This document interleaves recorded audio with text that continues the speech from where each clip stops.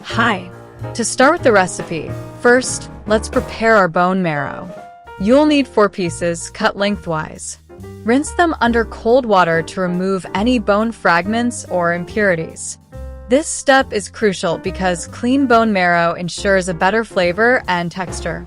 Once cleaned, place them in a baking dish, making sure they are evenly spaced. This helps them cook uniformly. If you notice any excess moisture, pat them dry with a paper towel. You'll know they're ready when they look clean and slightly glossy.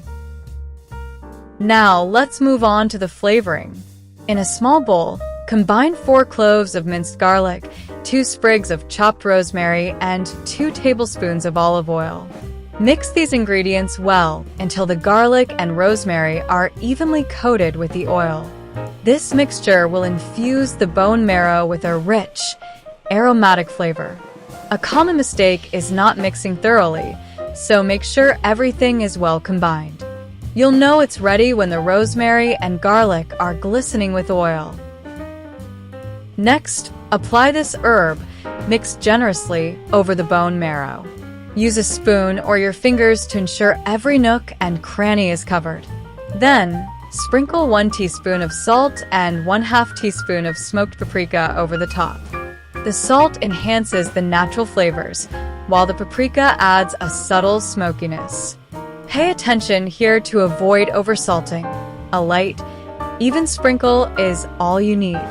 You'll know you've done it right when the bone marrow is evenly coated with the herb mix and seasonings. Now comes an important step: broiling. Preheat your broiler and place the baking dish under it. Broil the bone marrow for about 10 to 15 minutes. Keep a close eye on it. You'll know it's done when the garlic turns a beautiful golden brown and the marrow is bubbling slightly. This step is crucial because overcooking can dry out the marrow.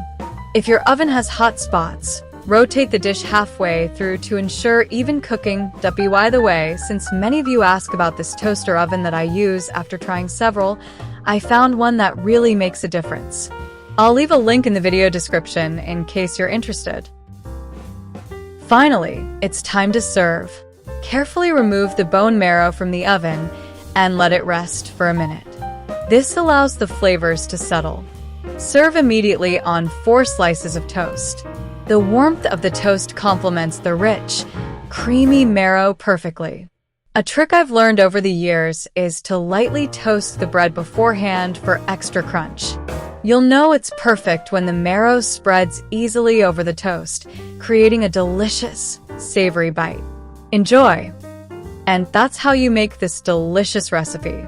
If you enjoyed it, don't forget to subscribe to the channel for more recipes like this one. Bye!